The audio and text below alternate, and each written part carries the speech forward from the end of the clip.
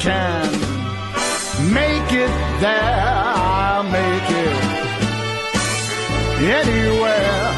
It's up to you, New York, New York.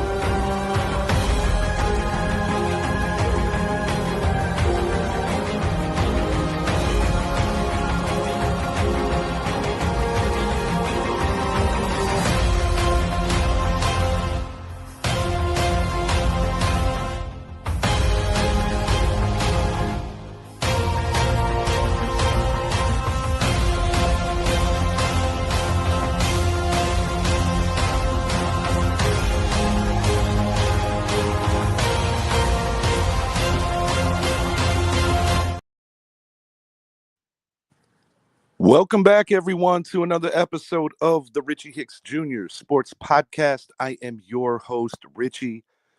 It's episode 2, New York Minute or 2. We're going to speak on the happenings with my 4 favorite teams in the bigs, in the hardwood, on the ice, and on the gridiron.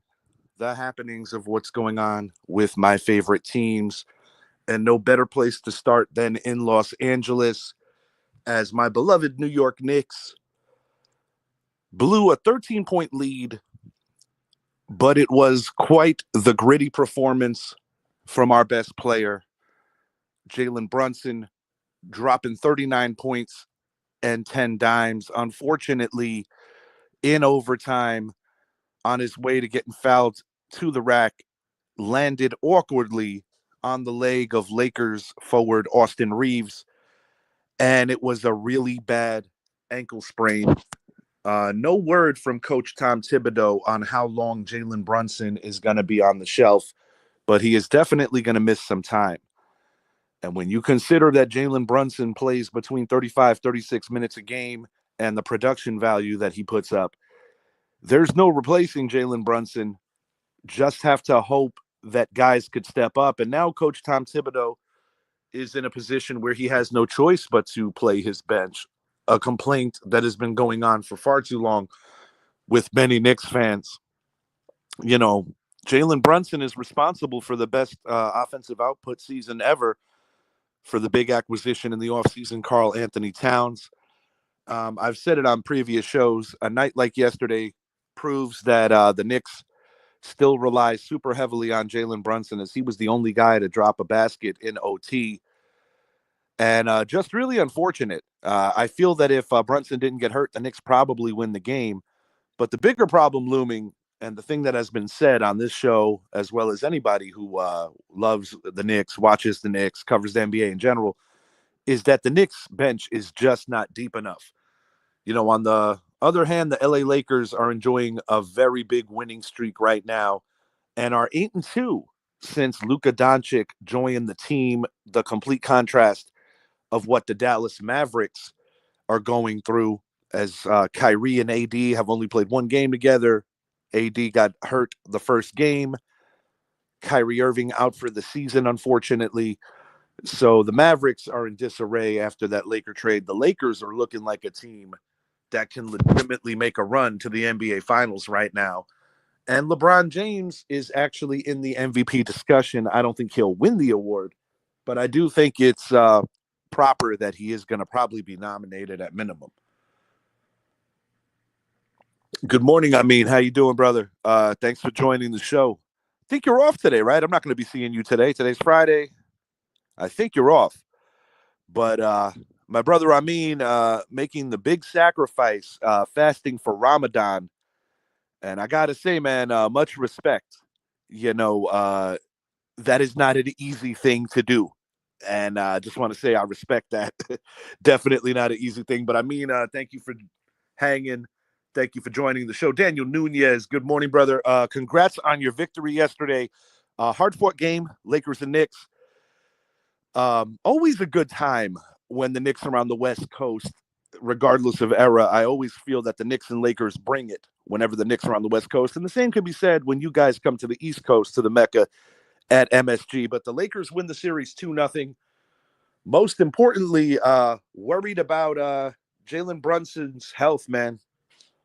Worried about Jalen Brunson's health. The Knicks cannot rush him back. But the crummy thing about losing him at this juncture of the year is that if he misses, say, about 2 weeks, let's say, it could really hurt the Knicks' chances of jumping to the 2 seed or even holding off the Milwaukee Bucks, who are 4 games out. You know, Knicks are on the West Coast right now, and it's unfortunate because I really feel that Brunson doesn't have that fall. The Knicks are going to have a good West Coast trip, but it was proven last year when Jalen broke his hand underneath the basket in Game 7 against Indy for the rights to go to the ECF, that he is the heartbeat of this team, and they will go as far as he takes them. Yes, sir. Very good game indeed. Indeed, prayers up for Jalen Brunson. He's a tough kid, great mental makeup. It's cool that his dad is on the coaching staff. His dad, obviously not the player that Jalen is. His dad was a reserve, like deep on the bench for the late 90s, early 2000s Knicks teams towards the end of the Ewing era, back when we had LJ, Spree, and co. But get well, Jalen Brunson. We only go as far as you go. And Jalen Brunson, you would literally have to rip him off the court. He did not want to leave. Great competitor. Lakers are looking good, guys. The West is loaded. You have some serious competition at the top of that conference. But do not sleep on the 2 California teams that are going to be in this mix, the Warriors and the Lakers. Since that Luka Doncic trade, the Lakers just look really good, man. And I think it's revitalizing LeBron James for this final stretch run. So we'll see how it plays out.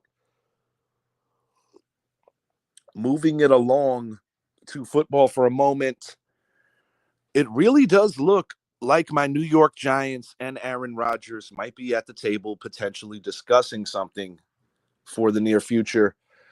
It is kind of mysterious as to where the New York Giants want to move, whether it be up or down or stay put at 3. I have been an advocate for making sure that the New York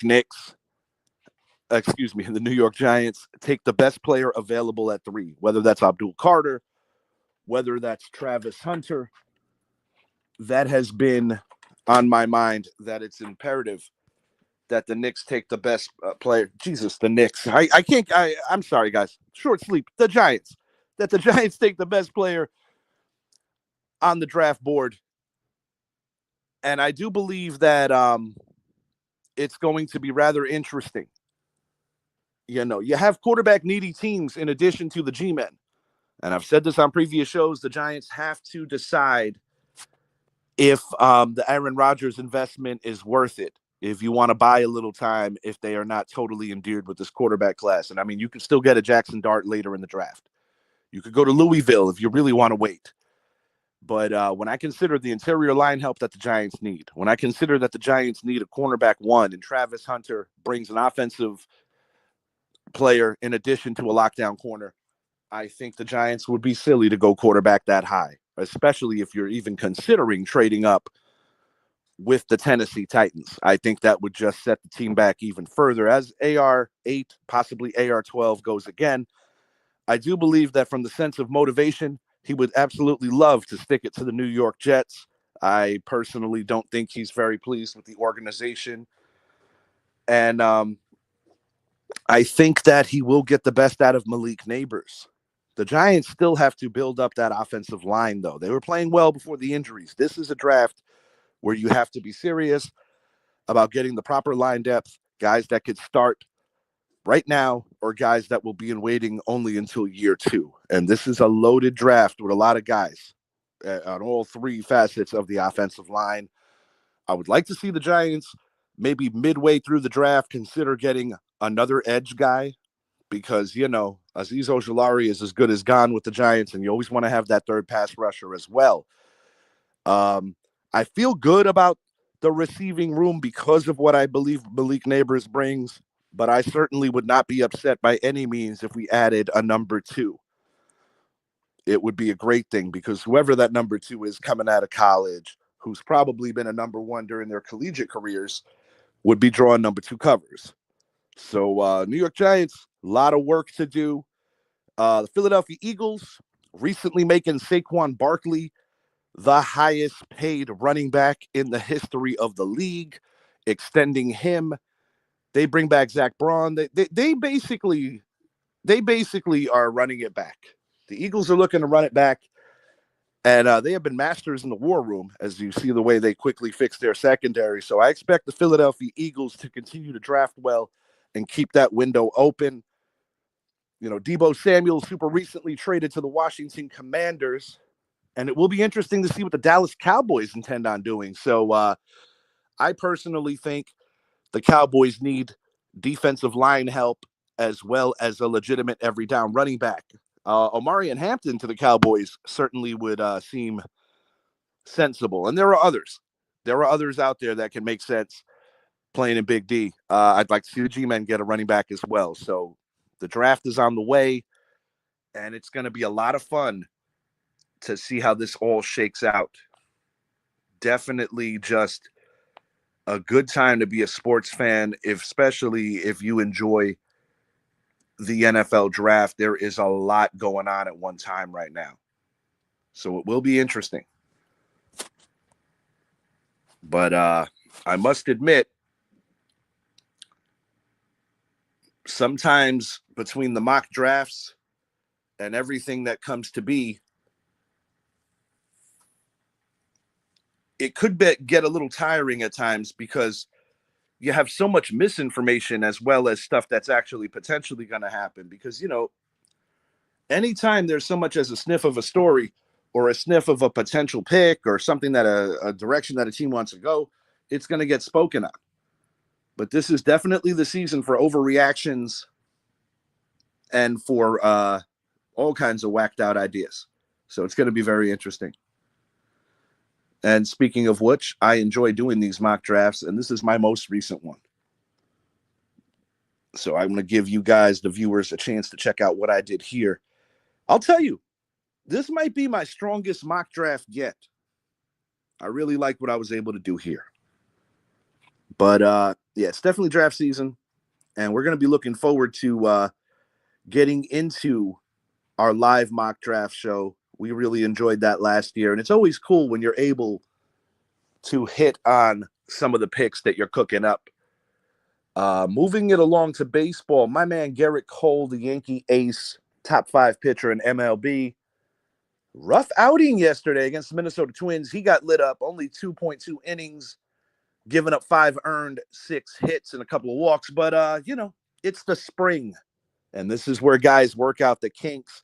So no need to overreact on Garrett Cole. He has proven time and time again that he will be right and ready when it is important and when it is time to really get going. But the New York Yankees, my biggest concern, I've said it, they've got to figure out third base. With DJ LeMahieu being down for possibly up to 2 months, and with his position already in the state of fragility because of his injury history, I think the Yankees definitely got to look for third base options outside of the organization. I would imagine Oswaldo Cabrera is going to get the first go at it.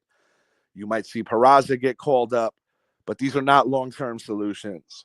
And even though DJ LeMahieu has been a good Yankee, and he is a 2-time batting champion, 1 in each league, his better days, sadly, I think are behind him. Father Time discriminates against no one. So it's time for the New York Yankees to figure out third base. And I truly hope that kind of being overly patient doesn't come back to bite them. They did not really get involved in the Bregman sweepstakes. He went over to Boston. Boston has 2 quality third basemen. And I said on a show recently with my man Ryan Shedd, if you're the New York Yankees, would you even consider approaching the Boston Red Sox to potentially make a move and make that trade with the New York Yankees? Would you consider it?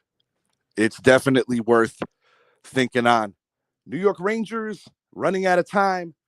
They are going to have to pick up the pace, play better. They're too inconsistent, but they're running out of time. They got the Ottawa Senators tomorrow, and the Rangers are definitely running out of time to do what they got to do to get to the playoffs. And as the time continues to move, I lose more and more faith in my beloved Rangers, but I hope they prove me wrong.